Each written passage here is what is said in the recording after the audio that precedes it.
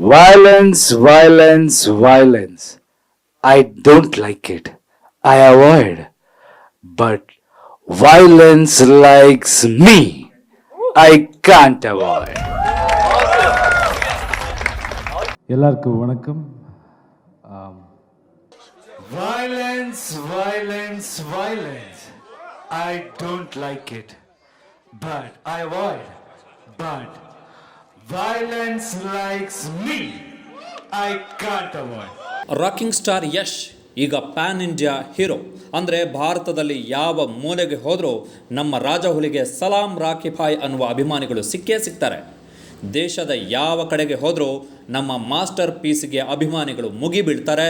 ನಮ್ಮ ಮಿಸ್ಟರ್ ರಾಮಾಚಾರಿಗೆ ದೇಶದ ಎಲ್ಲೇ ಹೋದರೂ ಅಭಿಮಾನಿಗಳು ಜೈ ಅಂದೇ ಅಂತಾರೆ. எல்லாருக்கும் வணக்கம். ஐ எம் ரியலி சாரி, கொஞ்சம் லேட் ஆச்சு, மன்னிப்பு கேட்கணும் உங்களுக்கு.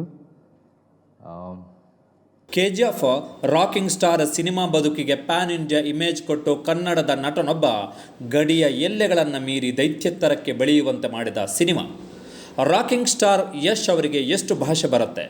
ಯಾಕೆ ಈ ಪ್ರಶ್ನೆ ಅಂತೀರಾ? KGF ಕನ್ನಡದಲ್ಲಷ್ಟೇ ಬಿಡುಗಡೆ ಆಗ್ತಿಲ್ಲ, ನಮ್ಮ ಪಕ್ಕದ ತಮಿಳು, ತೆಲುಗು, ಮಲಯಾಳಂ, ಹಿಂದಿ ಮತ್ತು ಇಂಗ್ಲಿಷ್ ಭಾಷೆಯಲ್ಲೂ ಕೂಡ ಬಿಡುಗಡೆ ಆಗ್ತಿದೆ.